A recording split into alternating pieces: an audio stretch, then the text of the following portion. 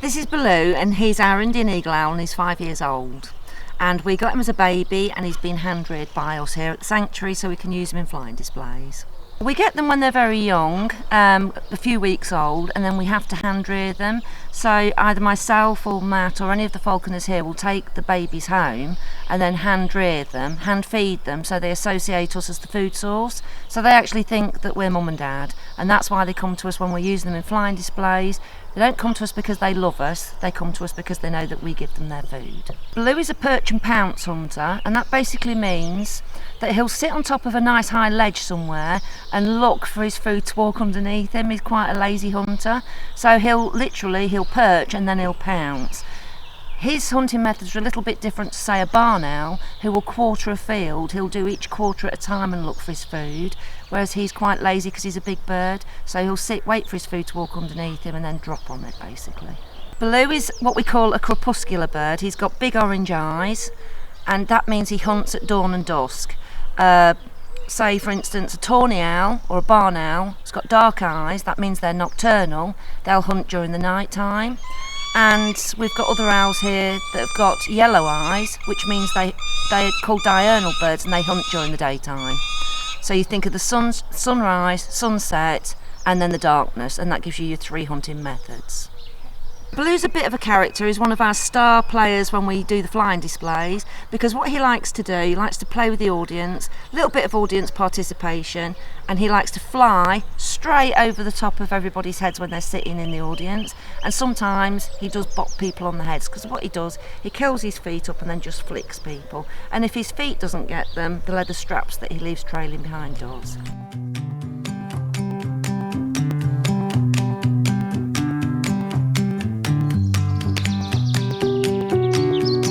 This is Cecil, and he's our spectacled owl, and he's 2 years old. Right, he lives in the rainforest, Central America.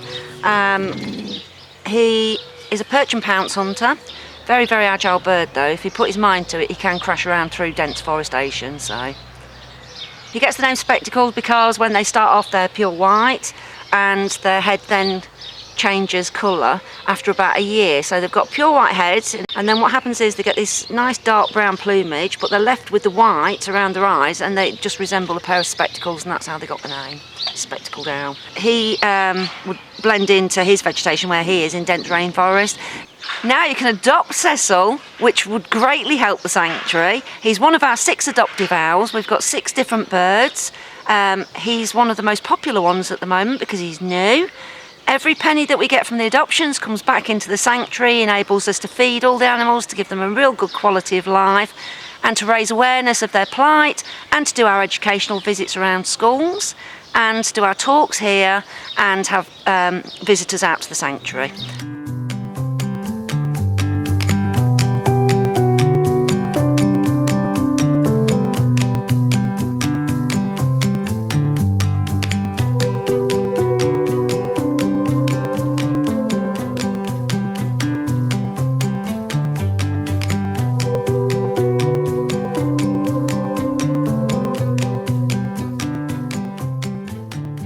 This is Samba, and Samba is a European eagle owl, and he is 4 years old, and he was bred here at the centre, so mum and dad are both here at the centre. He is the largest owl in the world, and as the name suggests, they're all over Europe. If he turns his head round, Samba, Right, you'll see that he's got orange eyes, which means that he's a crepuscular bird. If Samba was in the wild, he would take quite a lot actually. He would eat a fox, no problem at all. He's very, very powerful, got very, very powerful feet, so he could kill a fox, he could kill a small deer. He wouldn't chase sheep and things like that, but he would go for rabbits, hares, rats, mice, possibly pheasants, that type of things. Well, in total at the centre we've got over 92 different birds of prey, but that includes owls, hawks and falcons. You'll see he's got lovely big ear tufts, but they're just for breaking up his shape in a tree, because he's a very large bird, so if he's sitting in a tree and he's trying to hide, he uses it for camouflage. He also uses them for showing his mood. If he's intimidated at all, or he's not very happy, he'll keep his ear tufts up, he'll fluff himself up and make himself look very big and scary. His ears are in the same place as ours are, at the side of his head, but there's no lobes on them, they're just little holes in the side of the head, and they're slightly offset because they use their ears in different ways to how we use ours. One of the ears will listen to sounds below, which is his prey, and the other ear will listen for sounds above, which is anything that might be after him. And that's the same with all owls.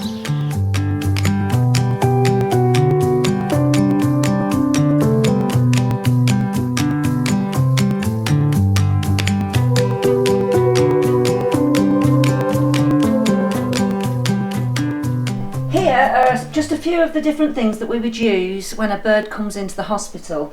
If a bird comes in with starvation, say in the winter time, we would generally assess how strong it was, and then we would water this food down, put it into what we call a crop tube, and then put this tube all the way down into the bird's stomach, and then give it a little bit of food, so it will give it a little bit of energy, keep it warm and keep it quiet, and then try and build it up from there. If a bird has got a broken bone, or it's got any open wounds, we use this special bandage that we get from the vets that actually will fold back on itself, and we don't have to use any plasters or anything like that. We have, like I say, a fully equipped cupboard, but the next thing that we would use would be a rehydration support. If we didn't want to give it food, it was just in shock, or it just needed a general little pick-me-up, we would crop tube some rehydration fluid into the bird, which generally gives it a good fighting chance before we can do any further treatment or take it to the vets. We've got a barn owl in our rehabilitation aviary because it was caught up in an empty roof rack. A chap was going to work, and when he got to work he had the surprise of finding an owl attached to his roof rack on top of his car. Now, whilst the bird didn't actually break any bones, it didn't make it very happy. So it's in the rehabilitation aviary. It's obviously very bruised, a bit shook up. We've got to keep it there for a few weeks before we can release it back to where it came from. So it was obviously crossing over the road between the hedges, as they do, and as he was going past with his empty roof rack, he caught the bird unawares and took it to work with him.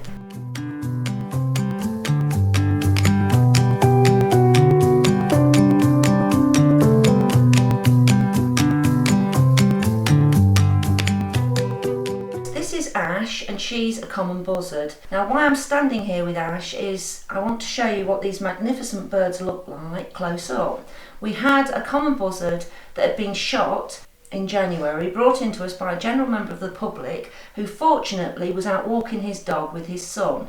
He found the buzzard in a very bad way, and these are big birds, and he wasn't afraid to approach it. He threw a blanket over the bird, he wrapped the bird up and put it into a box, and then brought the bird into us.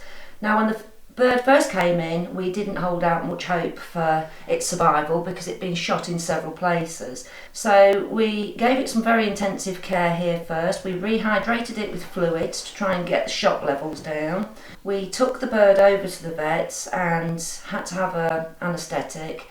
It was quite shocking when you looked at where the shot had gone through the bird's body. We brought the bird back to the hospital. I actually took the bird home, and between all of us we looked after the bird for several weeks very intensively, and I'm pleased to say that after all our hard work that we were able to release the buzzard.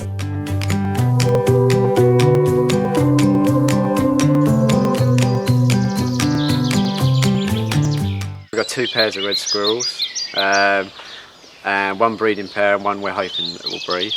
The main reason red squirrels are endangered is because of the squirrel pox that's carried by the grey squirrels, and habitat destruction as well, because they rely on pine forests for food. The main misconception is that grey squirrels actually kill red squirrels. They don't. It's just purely the disease and the competition for food that's the problem. We've bred for the last 2 years red squirrels. We've got 4 at the moment. We have the 2 pairs. We've just finished redeveloping the enclosure to enable us to have more, which is what all this is all about. This is the breeding male who's successfully bred for the last 2 years. He is now 4 years old. So he's got a girlfriend in there as well.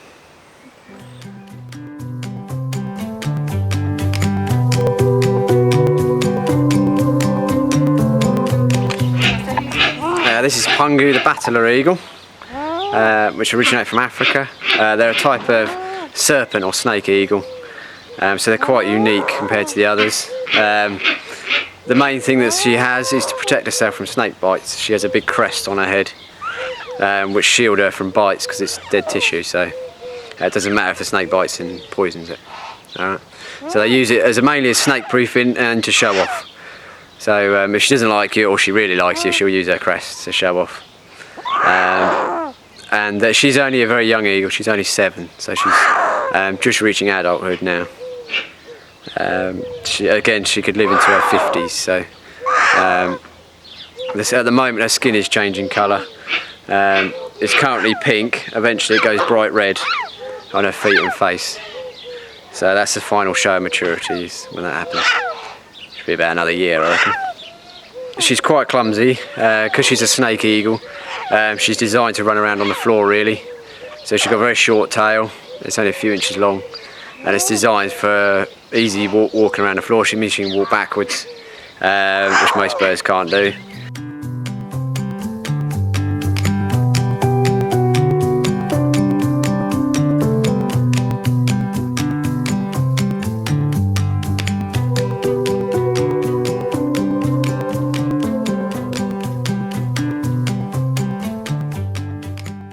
So this is Bryn, he's a red kite, and he's 2 years old, and he's bred here at the centre. The red kite is mainly a scavenger, so they mainly eat things like roadkill, any carrion they can find. The only thing they occasionally eat is insects and small birds occasionally. They mainly spend their time soaring around to spot food by the roadside, things like that, yeah. They're naturally very good flying birds, so we refer to it as buoyancy. They naturally float effortlessly, so they spend a lot of time soaring to spot food. They were extremely rare in Britain. They were almost wiped out. We were down to literally 5 birds in the whole country, so they did quite a lot of conservation work and reintroduced them to Britain, and now doing very well. There's thousands of them.